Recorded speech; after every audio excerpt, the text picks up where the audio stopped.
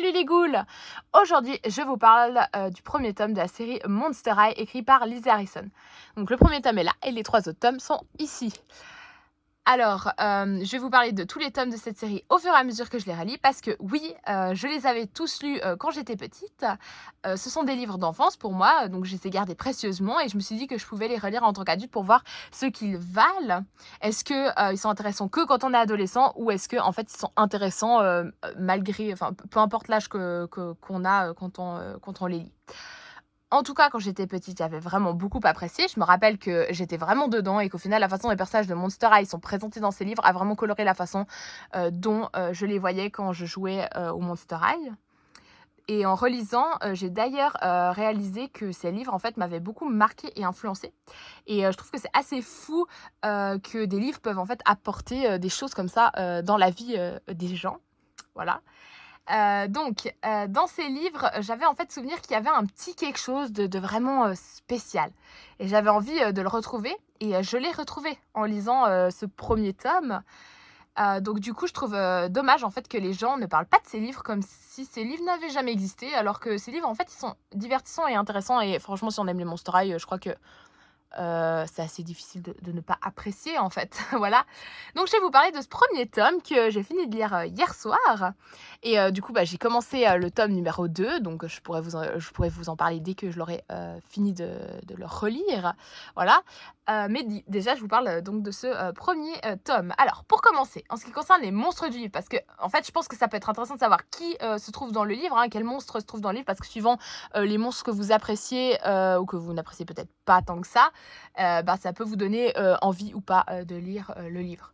Donc, on a Draculaura, Claudine, Laguna, Cléo, Claude, Juice, Jackson, Holt et Frankie. Alors, Frankie, c'est le personnage principal de l'histoire, mais en réalité, on a 2 personnages principaux. Donc, l'une, c'est un monstre, donc Frankie, et l'autre, c'est une humaine, donc Mélodie. Ainsi, on va avoir en fait leur histoire de façon alternée entre les chapitres. Un chapitre est consacré à Frankie, donc au point de vue des monstres, et le suivant est consacré à Mélodie, donc au point de vue des humains. Ainsi, on a en fait les 2 points de vue qui se confrontent au fur et à mesure durant le livre. Donc c'est un détail vraiment très important, parce que la problématique de base du livre, eh bien, c'est l'inclusion des monstres, l'acceptation de la différence. Donc, il faut vraiment que les lecteurs ils puissent vraiment faire connaissance avec les 2 camps afin de compatir aux 2 vécus et ne pas prendre parti de l'un ou de l'autre et vraiment vouloir en fait que les monstres soient acceptés par les humains et que les 2 camps puissent se comprendre et s'accepter l'un et l'autre et s'apprécier en fait. Donc, c'est vraiment bien pensé. Je vous montre en fait à quoi ça ressemble directement dans le livre. Alors, en fait, voilà. Bon, ça, c'est le prologue. Chapitre 1, voilà. Alors, chapitre 1, ce chapitre 1 est consacré à Mélodie, donc l'humaine. Et on voit sa silhouette en début de chapitre. Alors là, par contre, ma caméra a arrêté de faire le focus. Je ne sais pas pourquoi. Voilà, elle fait quoi, ma caméra? Bon, bref. Focus, voilà, c'est mal fait. Mais voilà, il y a sa silhouette, donc à Mélodie en début de chapitre. Et au chapitre 2, je vais arriver au chapitre 2... Au chapitre 2, non, je suis au chapitre 3. Ok, j'ai complètement raté mon coup. Chapitre 2, voilà. Donc là, c'est la silhouette de Frankie. Et donc là, ce chapitre est consacré à Frankie. Et donc au point de vue des monstres. Et du coup, comme vous pouvez le voir, en fait, ils sont alternés. Donc en fait, c'est un peu comme si les chapitres se répondaient en fait. Et du coup, je trouve que c'est vraiment bien pensé d'avoir fait comme ça, comme je l'ai dit. C'est vraiment super bien. Maintenant... Voilà, vous avez entendu mon chat. Tu veux venir sur la vidéo? Je crois que c'est pas la première fois qu'elle s'incruste sur une vidéo en fait. Oh, petit bébé, elle a des choses à dire, elle veut aussi parler. Qu'est-ce que tu veux nous raconter? Tu veux pas nous dire ce que tu veux nous raconter, hein? D'accord, ok, d'accord. Au revoir. Ok. Oh mais oui. Ah, je crois que je vais faire un truc comme je faisais à l'époque. Je vais faire ça. Oui. Ok. Bon, elle avait faim. Donc, je disais... Alors, je sais plus où j'en étais. Je parlais des chapitres, oui. Donc, les monstres dans ce livre se font appeler entre eux les rades. Donc, les résistants à l'apparence dominante. les monstres doivent se cacher de ceux qu'ils appellent les normies, donc ce sont les humains, hein, parce que les normies ont peur d'eux et ils doivent se cacher parce que... ils doivent se cacher et cacher qui ils sont vraiment pour pouvoir vivre en sécurité. Ils doivent être fiers de ce qu'ils sont alors qu'ils doivent vivre cachés, ce qui paraît contradictoire et d'ailleurs Frankie trouve cela tout à fait absurde. Frankie au début, elle croit qu'elle est unique et elle s'aime comme elle est et suite à la confrontation avec des normies, alors ça c'est à cause de ses parents, ils ont voulu lui donner une leçon. Et donc, suite à cette confrontation avec des normies, confrontation où elle a gardé sa véritable apparence de monstre avec sa couleur vermente de peau, et ben ces normies, elles ont une réaction de peur. Et suite à cela, Frankie va en fait perdre confiance en elle. Et en fait, elle va perdre confiance en elle, en fait, finalement, en se confrontant à la réalité où les normies, en fait, ont peur des monstres. Et elle va réaliser qu'elle est effrayante et que les normies, en fait, ils veulent pas d'elle, ils veulent pas l'accepter telle qu'elle est, qu'en fait, ils trouvent pas Voltage, sa couleur de peau vermente et ses sutures, même si elle croyait que ses sutures, sa couleur de peau vermente, c'était hyper Voltage, et ben apparemment, les normies sont pas d'accord avec elle. Et c'est ça, en fait, au final, qui va finalement lui faire perdre confiance en elle. Donc, elle va avoir durant le livre des moments où elle va un peu perdre confiance en elle et tout, mais quand même, durant tout le livre, elle va quand même garder espoir et elle va rester forte et persévérante et motivée et voilà, elle va vraiment se battre pour pouvoir changer les choses. Donc, les rades, ils vivent cachés au milieu des normies, hein, donc en se maquillant et en cachant leurs caractéristiques de monstres afin de ressembler aux normies. Et ils les imitent pour se fondre dans la masse. Donc, ils n'ont pas le droit de parler de choses de rades entre eux. Donc, à la fois, quand ils se retrouvent ensemble, on sent vraiment l'unité, la solidarité de cette communauté de rades. Et pourtant, dans la vie quotidienne, cette solidarité semble être interdite. En fait, elle n'existe plus dans la vie réelle parce qu'en fait, ils ne parlent pas de trucs de rades entre eux. En fait, ils peuvent pas être solidaires les uns avec les autres dans la vie quotidienne. Donc, ce qui fait qu'au final, Frankie, elle va se sentir vraiment fort seule et elle va souhaiter, elle va avoir un seul souhait. En fait, c'est juste qu'il y a quelqu'un qui lui demande de ne pas se cacher. Donc, au final, en fait, Frankie veut juste que quelqu'un l'accepte telle qu'elle est. Donc Frankie, elle veut changer les choses et elle y croit dur comme fer durant tout le tome. Les rades, ils ont montré à plusieurs reprises qu'ils aimeraient que les choses changent, mais en réalité, il n'y a personne qui n'agit et tous, ils attendent que quelqu'un agisse pour eux, ce qui est problématique. Frankie est prête à être cette personne qui va changer les choses, mais on lui demande en fait de rester cachée et de ne pas agir. Donc l'intérêt de cette histoire, c'est la lutte pour l'acceptation des monstres, pour que, je cite Mélodie, que les gens cessent d'avoir peur de leurs différences. Et pour que les monstres, je cite à nouveau Mélodie, puissent vivre normalement. Donc, pour cela, le livre, il vaut vraiment la peine d'être lu. Pour présenter Mélodie un peu, alors Mélodie, c'est une fille qui se sent moche parce que tous les membres de sa famille sont beaux et elle a un nez moche selon elle. Donc, elle se sent comme un mouton noir au sein de sa famille, mais dans le fond, c'est que en fait, elle n'est pas superficielle comme le reste de sa famille. Donc, c'est surtout en fait ça qui la rend vraiment décalée par rapport au reste de sa famille. Mais dans le fond... du coup, elle cherche à dépasser en fait du coup la superficialité et elle va y arriver finalement en rencontrant les monstres. Donc les autres, ils se moquaient d'elle à l'école et son père, étant donné que c'est un chirurgien esthétique, il lui a proposé de lui refaire le nez sous prétexte que ça aiderait son asthme. Parce qu'en fait, elle a de l'asthme et au moment où en fait son asthme s'est déclaré, elle a dû arrêter la seule activité qu'elle aimait vraiment, c'était chanter. Donc voilà, elle a assez un coup sur son estime d'elle-même en fait, voilà. Son estime d'elle-même est assez basse au final. Et donc, elle a accepté en se persuadant elle a accepté cette chirurgie esthétique en se persuadant que ça aiderait son asthme, même si en fait elle savait que ça allait pas l'aider. Et ça, c'était parce qu'en fait, elle en avait marre en fait qu'on se moque d'elle.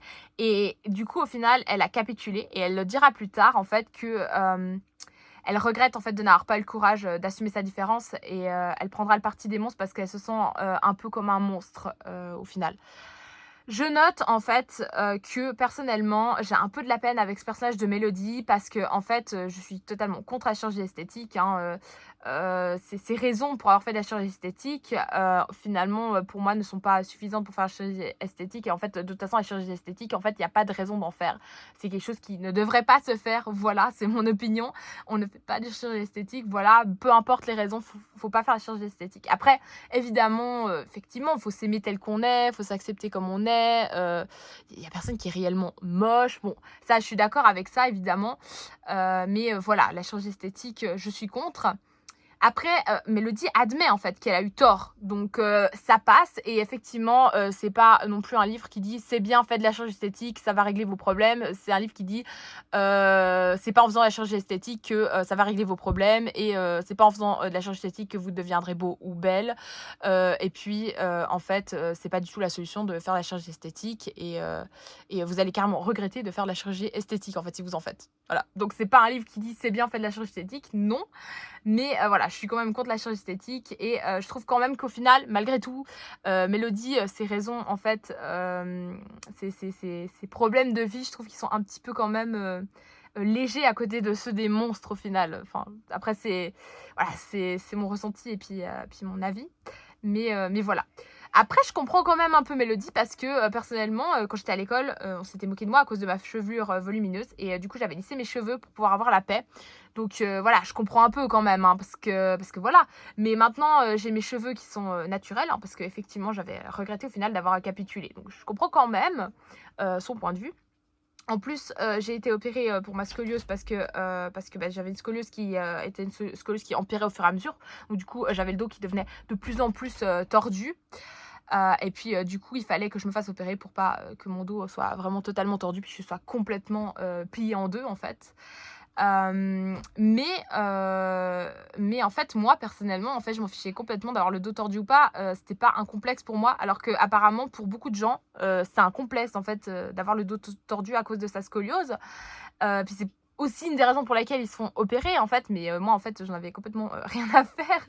Ça n'a pas été un complexe avant, ça n'a pas été un complexe après. Après, il paraît que ça pouvait aussi être un complexe d'avoir une cicatrice énorme dans le dos. Et c'était même pas un complexe pour moi, ça. Donc bon, ça n'a jamais été un complexe. Donc c'est vrai que du coup, dans un certain sens, à un moment donné, je me suis demandé est-ce que vraiment ça avait du sens que j'ai fait cette opération. Et puis, est-ce que j'étais vraiment vraie, en fait, et pas un peu fausse en ayant le dos redressé, en fait. Parce que du coup, ce qui était réellement moi, c'était plutôt le dos tordu, en fait, en quelque sorte.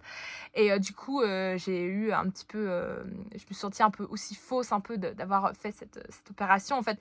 Mais bon, c'est pas de la chirurgie esthétique, c'est pas une opération pour des raisons esthétiques, c'est pour des raisons médicales, c'est un médecin qui opère, c'est une opération médicale. Voilà, donc en vrai, j'ai pas vraiment de raison de me demander si vraiment c'était bien ou pas de faire cette opération. Voilà, c'est médical, donc évidemment, c'est un truc qu'il faut faire, voilà. Mais effectivement, je comprends quand même un peu le vécu de Mélodie, en fait, dans le fond. Voilà, c'est là où je voulais en venir. Voilà. Donc, autant Mélodie que Frankie, elles ont de la peine à se faire des amis au début. Et en fait, elles ont une estime d'elles assez basse au début. Enfin, pas Frankie au tout début, c'était pas le cas. Mais au final, c'était quand même au final le cas à cause de ces expériences qui l'a beaucoup marqué. Voilà, mais du coup, à la fois, donc on a Frankie qui est en retrait à cause, en fait, de sa mauvaise expérience, comme j'ai dit, et à la fois Mélodie qui veut pas qu'on la trouve jolie parce que ce qu'il trouverait beau à ce moment-là, ce serait pas elle, mais en fait sa chirurgie, donc du coup, bah, c'est pas intéressant pour elle, quoi. Donc c'est intéressant aussi, cet aspect aussi de la difficulté à se faire des amis, quoi. Donc je trouve bien qu'on alterne entre des moments où il y a vraiment, de l'espoir, des moments peut-être un peu de naïveté, où on pense que le monde il est beau, et qu'on alterne en fait avec des moments où en fait on a vraiment la réalité dure et injuste, où en fait le monde il est pas si beau que ça, en fait. Et je trouve ça intéressant parce qu'on avance ces deux aspects dans le livre, donc il est pas trop naïf comme livre et il est pas trop dur non plus, voilà. Donc Frankie, elle va être confrontée à la dure réalité injuste du monde, mais au fond elle garde quand même l'espoir de changer les choses. Et du coup Frankie, si vous aimez beaucoup le personnage de Frankie, ça vaut la peine de lire le livre juste pour ça, parce que vraiment Frankie, quoi, elle est vraiment super cool dans le livre, en fait. Voilà, c'est un peu une héroïne, c'est un peu quelqu'un qu'on peut admirer, même qu'elle fait des erreurs, même qu'elle sait pas comment s'y prendre pour atteindre son but, elle se bat de toutes ses forces et elle reste quand même persévérante. Et même quand elle va tomber, elle va essayer quand même de se relever et elle se relève. Et voilà, donc c'est vraiment cool. Ensuite, en ce qui concerne en fait la lecture en elle-même de ce livre, ce que j'ai trouvé super intéressant, c'est qu'on est vraiment dedans. Donc je suis pas une grande lectrice, mais j'ai trouvé qu'on est plus dedans dans ce livre que d'habitude, hein, pour les autres livres, hein, on est un peu je sais pas, je trouvais que là, on était plus dans ce livre que d'habitude, voilà. Alors que c'est un livre pour adolescents, donc en fait, la qualité d'écriture, elle est pas très élevée, hein, on n'a pas non plus de longues descriptions, donc du coup, on pourrait, imaginer qu'effectivement, on n'arrive pas forcément bien à se mettre dedans, du coup, mais non, voilà. Voilà, je voyais vraiment, plus que d'habitude les scènes, les réactions des personnages dans ma tête, je réagissais, je compatissais sincèrement aux émotions des personnages plus que d'habitude. Après, je pense que c'est probablement la thématique qui fait cela, hein, donc voilà.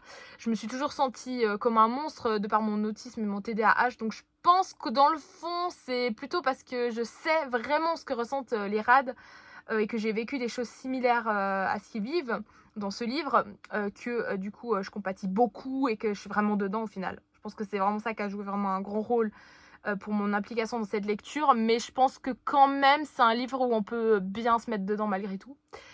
Et finalement, en fait, je souhaite relever un point intéressant. C'est que les personnages de Jackson, Jekyll et Hyde sont vraiment mis en avant, dans ce livre, plus que d'habitude et ça peut être un point, intéressant, hein. Voilà, donc si jamais, si vous n'étiez pas au courant, je trouve que ça peut être un petit point de culture générale pour ceux qui ne savent pas. C'est que en fait, voilà, ça c'est le livre L'étrange cas, de Jekyll et de Mr Hyde de Stevenson. Stevenson qui en fait avait, écrit son rêve en fait, voilà, ça c'est son rêve en fait qu'il a écrit. C'est le rêve qu'il avait fait une nuit et puis il l'a écrit, voilà. Et c'est, ce fameux livre en fait, qui, du coup, c'est ça en fait, le monstre, que sont, voilà, Holt Hyde et Jackson Jekyll, hein, ils sont, dans le livre présentés comme, les descendants en fait de Dr Jekyll et Mr Hyde en fait. Donc voilà, donc petit point culture générale, mais voilà, si ces personnages vous intéressent, voilà, ils sont un peu développés dans ce livre. Et en ce qui concerne en fait les relations sociales de Holt Hyde et Jackson Jekyll, le fait qu'ils soient deux en un en quelque sorte, ça ressemble un peu à un dédoublement de la personnalité, hein. Et en fait, je trouve que ça en fait, ça rend en fait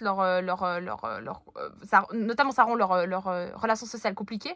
Et je trouve en fait que j'ai l'impression que en fait ça peut être un peu quelque chose qui introduit à l'acceptation des individus qui ont un trouble mental, parce que ça peut le trouble mental en fait il peut rendre plus compliqué les relations sociales, parce qu'il faut une compréhension et une bienveillance en fait pour pouvoir établir une relation avec ces personnes là.